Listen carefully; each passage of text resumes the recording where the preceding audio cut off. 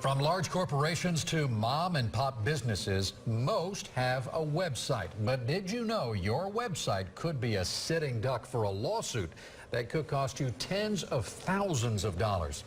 Business websites, just like the physical locations, are required under the Americans with Disabilities Act to be accessible. And that includes customers who are blind or deaf. 8 on Your Side investigator Shannon Bankin joins us now. And Keith and I were so interested when we heard you were doing this story, because I don't think a lot of businesses even think about this being a possibility. This is something so many businesses haven't heard of. I've been hearing from them all day. But if your website isn't accessible, those who are visually or hearing impaired can't use the site. And some of those people are fighting back. I found disabled activists filing ADA website lawsuits by the stackful.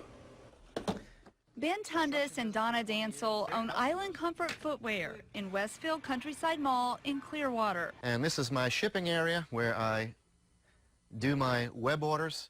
They decided to expand by selling their shoes online. They launched a website, and then, bam, a lawsuit. Summons on a Thursday night at 8 o'clock at night in the dark. Got a knock on the door.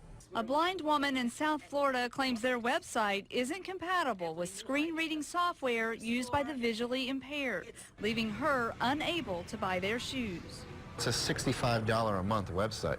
You know, it's Was there ever any mention on what you need to do to make sure you're ADA compliant? Absolutely not. No mention at all. When most business owners think ADA, they think handicap parking spots, ramps, and grab bars in restrooms. ADA lawsuits are nothing new. But now, the spotlight is on websites. Emily Fuller, the woman who sued the Clearwater shoe store, has gone after 175 businesses in the past 2 years, shown here by all of these lawsuits. First, she went after big names like Sephora, Home Depot, and Chick-fil-A. Now she has sued a store that sells Tampa Bay Lightning gear inside Amalie Arena. Critics call these mass lawsuits a shakedown.